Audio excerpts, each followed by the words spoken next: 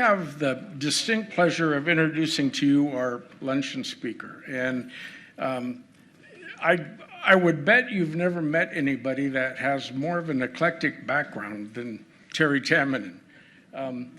He's from his youth in Australia, his career experiences in Europe, Africa, China, and across the United States. Terry's developed an expertise in business, farming, education, nonprofit, the environment, arts, and government. And I can't think of anything left off that.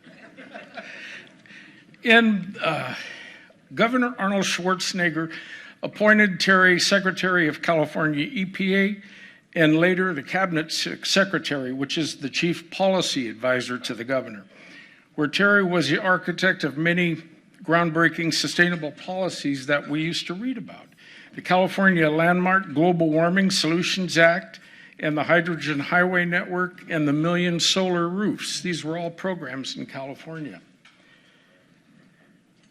Terry, since his stint with Arnold, he's traveled the world putting together projects, putting business, environmental solutions together to do good things for the environment in sustainable ways. And he's an author of numerous books, and I know for a fact he's an active follower of Shakespeare's work, and he's done a lot. I saw him one time in a 2-hour one-man Shakespeare play where he stood there and memorized 2 hours of Shakespeare. Now, who can do that? In 2011, Terry was one of 6 finalists for the Zayed Future Energy Prize, and The Guardian ranked Terry as the #1 on its top 50 list, who can save the planet. That's quite an honor.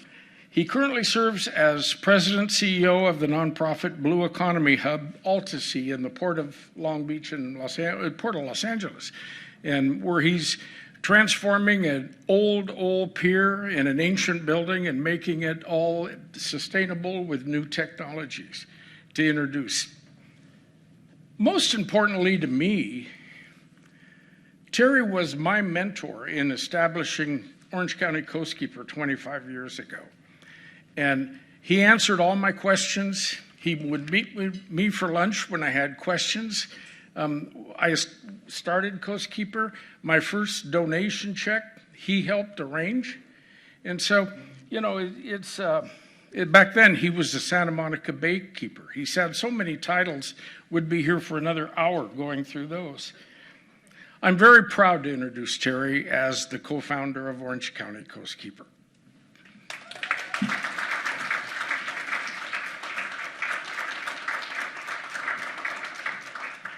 First of all, I just have to say, do a little comparison here. Okay, yeah. Well, it's great to be here. I'm going to put this here as my podium because unlike Shakespeare, I didn't memorize my remarks today. You know, Gary, that's a very kind introduction. During the American Civil War, the Times of London had a correspondent in New York who was sending back stories from the Civil War, and they couldn't believe it in London. It was just too lurid. It was too crazy. They just could not believe it. But they didn't dare not publish the stories because, you know, it was history in the making. So if you go back and you look at the Times of London from those days, the 1860s, the stories were printed under the banner, "Important if true." And so it is with my bio. And Gary's generous introduction. Thank you all. And, you know, I think I know half or 2/3 of you, and I wish that today I had had the time to spend the whole day with you because this is such an important topic and a great topic, and there's so much opportunity, I think, sitting out there in those rigs. And I know you're discussing them all today. I want to give you a little bit of other context for what you're doing and why what you're doing is so important. And speaking of our days as keepers, when we were both keepers, it was a chilly January morning in the waters off Marina del Rey about 25 years ago now, when a newborn gray whale was spotted floating in the surf looking for its mother. And for 36 hours, many of us worked with boats and a makeshift stretcher and a rented moving van and helicopters and 1,000 expressions of awe and wonder to get this massive orphan into a truck and down to SeaWorld, 120 miles to the south, in a desperate attempt to save her. She was named JJ by SeaWorld veterinarians, and she arrived weak and dehydrated and disoriented. After all, it's not every gray whale that begins its life at 80 miles an hour on the freeway with a police helicopter escort, even in Hollywood. But celebrity alone was not going to save JJ, given her weakened condition and the threats that she would face if SeaWorld did manage to rehabilitate her and send her back out into the wild. Now, I don't need to tell you that this is an ocean planet and that we are not land creatures. We're really ocean life forms. Our bodies are mostly saltwater. The first living organisms on Earth to convert sunlight into food are the same blue-green algae that are found in the ocean today, 1.7 billion years old. 900 million years ago, the first sex and reproduction took place in the ocean among sponges and jellyfish. I won't ask you to imagine that, but life, in other words, the way it was formed, the most basic concepts of life, the way they were created and destroyed, really hasn't changed much in all those hundreds of millions of years until the time of a very different period in our history, that of industrial humans. So how have we changed the ocean in the last 100 years or so? Well, let's look at an indicator species like salmon for an answer. Prior to World War II, salmon was so abundant it was called the poor man's steak, and it sold for 10 cents a pound. And it employed thousands of Americans in a billion-dollar industry. Even in those days, that was real money. And today, the catch is less than 5% of that. And it's robbing us of something more profound than a great meal in our favorite restaurant. And as you know, salmon spawn in fresh water in the streams, and then they don't have the resources there to grow to the size that we now know that they grow to. So as juveniles, they go out to the open ocean and change their chemistry and their biology. And there they are able to grow in the wilderness and the vast bounty of the sea. And they grow into the very large adults that they become, and then they return to the streams of their nativity to repay their own genetic debt. In the process, they deliver vast quantities of nutrients to the forests. So after spawning, the salmon die, and their fat and their flesh provide food for mammals, birds, insects, and scavengers. And they pull tons of carcasses, those scavengers pull tons of carcasses up into the forest. 90% of the nitrogen in coastal bears and a third of the nitrogen in the forest floor comes from salmon, from the ocean through salmon. The most astonishing transfer of wealth on the planet when you think about it. Nutrients from the sea that allow humble evergreens to evolve into giant redwoods, trees that then protect the streams for another generation of salmon to start that process all over again. But in the last few generations, we have interrupted that process with the destruction of salmon habitat, cutting down trees and overfishing, and with pollution and global warming. We never really understood the value of salmon. In fact, Lewis and Clark, the famous Western explorers, caught salmon on their travels in the early 1800s, and they traded it to the locals for dog meat. Very strange people. And of course, the Native Americans in those days couldn't understand what was going on either.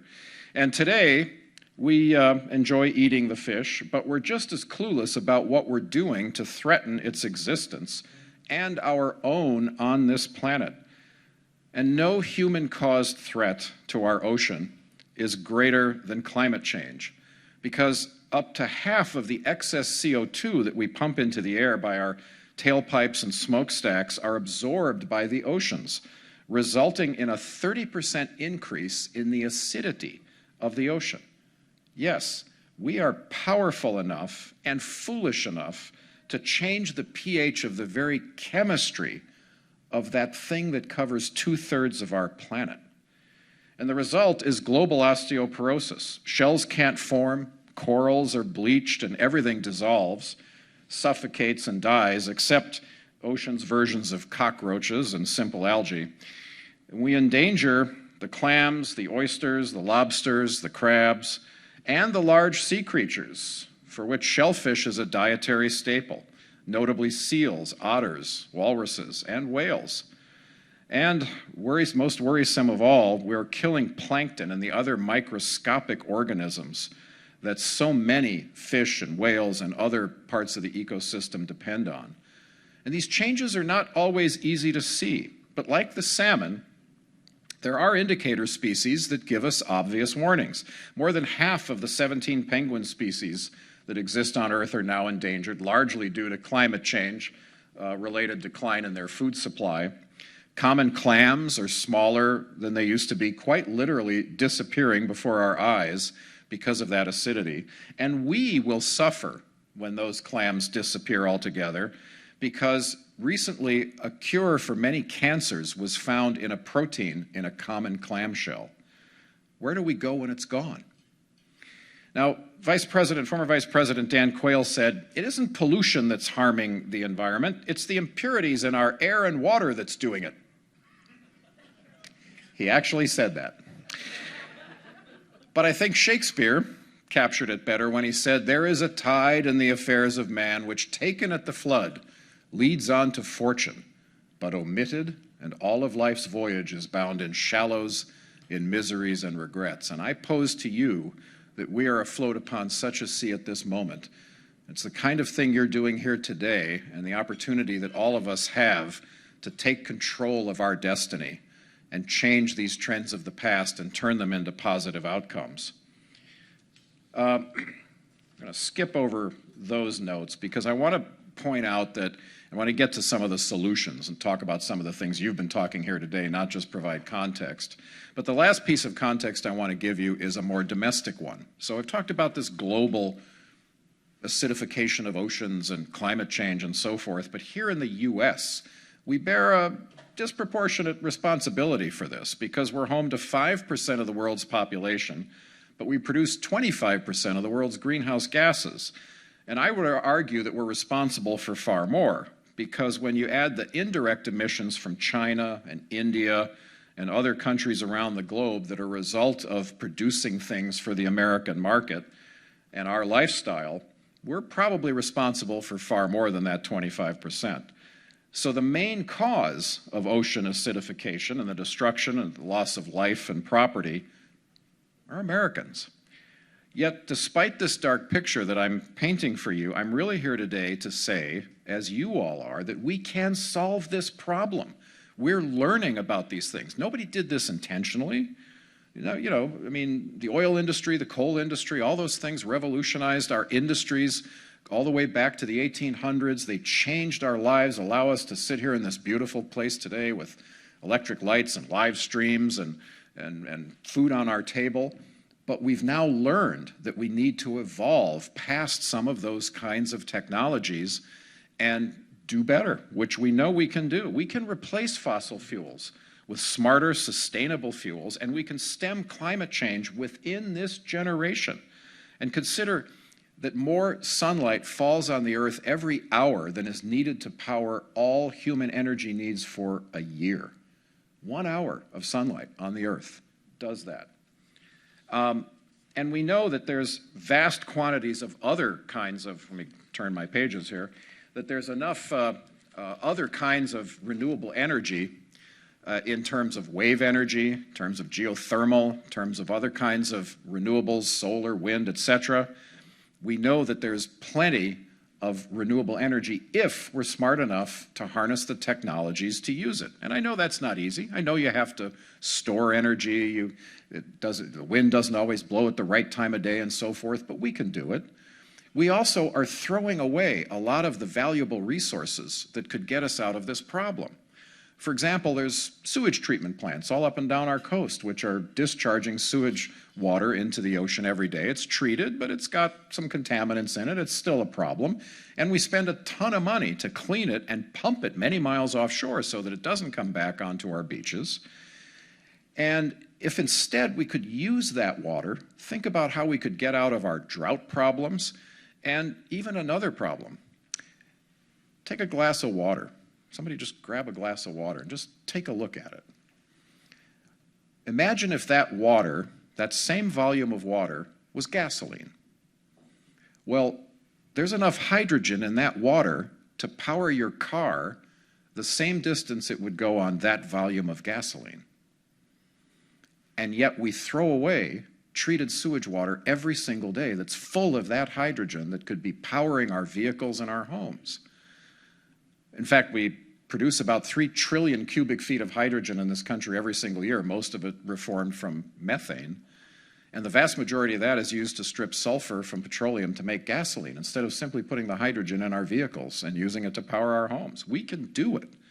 We have all the technology, and we've done it in California.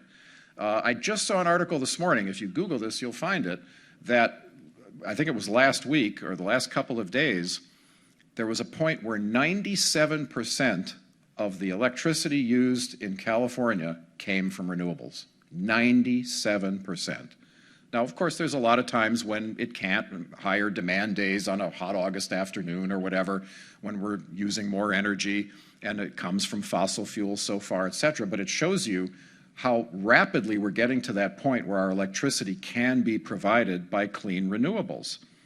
And some of that came thanks to our Million Solar Roofs initiative Gary mentioned, where we set this goal of 1 million solar roofs and some public policy, and this is again something that informs what you're doing here today. Maybe a little enlightened public policy could go a long way. That could include funding, finding funding sources for things like what to do with these rigs when they ultimately have to be decommissioned, whatever that date is.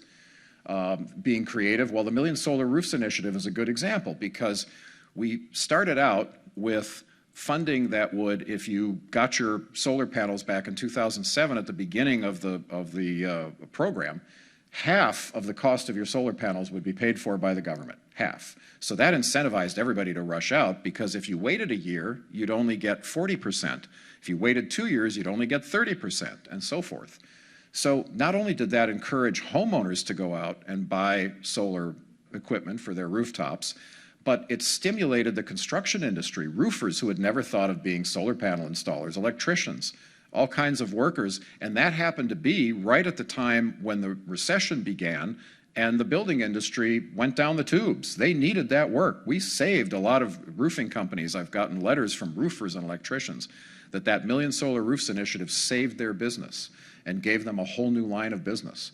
So, and then, because of the front loading of the subsidies and the rapid adoption of solar, the price came down to where you no longer need the incentives, and the cost is now 40% of what it was 15 years ago when we launched that program.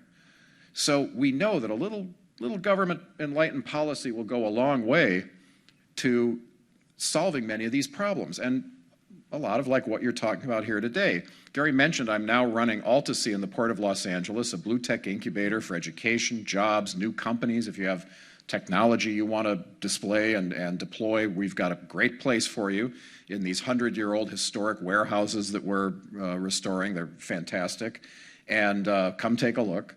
In fact, this Saturday from 10 to 1, there's an open house. If you just Google AltaSea in the Port of Los Angeles, you're welcome to come to the open house and see it for yourself.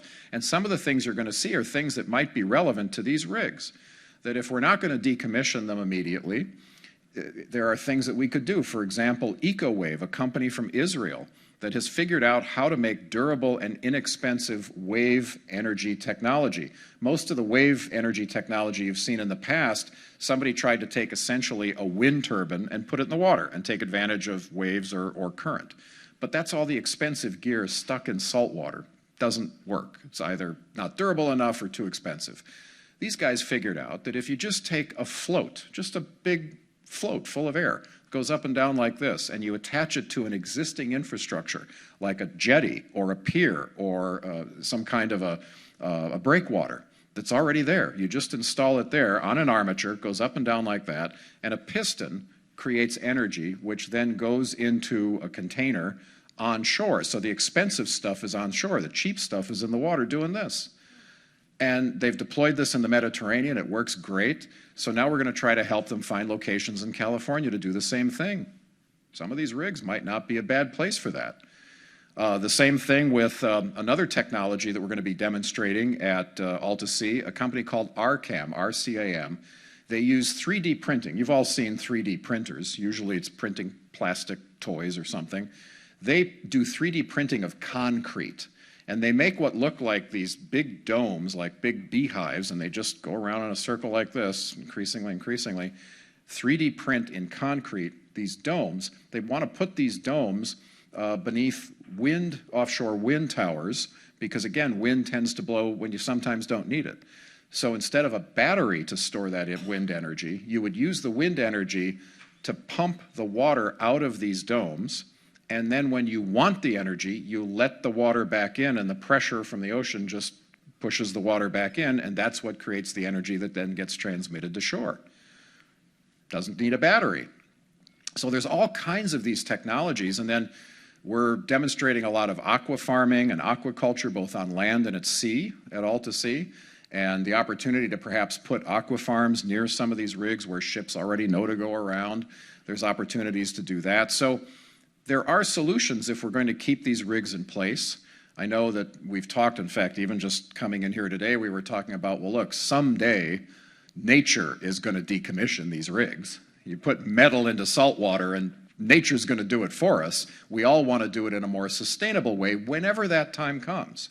So who's going to pay for it? Yeah, we should have thought of that when we let the oil rigs go out there in the first place. But if you stop and think about who have been the beneficiaries of these rigs up to now, it's all of us. The oil industry has been a giant industry in this state. It's employed a lot of people, and we all probably drove here in a car today, not to mention the other uses of petroleum. So as the beneficiaries, maybe we could add 1/10 of a penny to the price of gasoline and a similar small price on top of other uses of petroleum going forward. And in the many years before these rigs are actually going to be decommissioned, especially if you could use them for these other productive purposes, including reefs along the way, you're building up enough of a fund to properly decommission them and not end up in fights with who should pay for it, when in fact the beneficiaries, us, we are the ones that ought to pay for it. So look, I know that there's a lot of ways to talk about this and debate, and I'm sure many of you are nodding your head and many of you are going, no, Terry, you're totally wrong. And I am certainly no expert on this topic, but you are. And the fact that you're in this room talking to each other, thinking these things through, coming up with these solutions. Gary and I were just talking about how long we've both been doing this stuff, and we said, let's keep doing it, but 10 years from now, let's not have the same conversations. Let's find ways to getting to these solutions that are win-win for everybody, that recognize reality, and that take advantage of all these new technologies and all these new opportunities for jobs and for preserving the environment at the same time. It's a false choice to think that if we preserve the environment, we're going to lose jobs. It's quite the opposite. We've seen that, whether it's with million solar roofs. I mean, the list goes on and on. We know that California is one of the greenest states. We're working now on attracting a multi-billion-dollar hydrogen hub from the Department of Energy, the Federal Department of Energy, to come to California, funding that would be provided for demonstration projects on using hydrogen in transportation and energy storage and industrial decarbonization and so forth. And California has done more to accelerate the transition toward hydrogen or the uses of clean hydrogen and bringing the cost down and so forth than any other state. So I'm sure we're going to get that money. But again, that demonstrates the opportunities that exist if we think differently, and that's what all of you are doing. But who among us is the first to say that I can do with a little less, that my children will have a lot more? And who among us will be the first to answer the call that rang out across this land many decades ago when a president of these United States challenged us to ask not what your country can do for you, ask what you can do for your country. That's what all of you are doing by sitting in this room today and working on this tough issue. You are doing something for your state, for your country, for future generations that even William Shakespeare would probably write some pretty good poems and plays about. So I want to thank you all for what you're doing, and if there's anything I can do to help you in this endeavor or anything else that you're doing related to this kind of thing, just check me out at AltaSea. My email address is online. It's just tt@altasea.org. Get a hold of me. Come see us.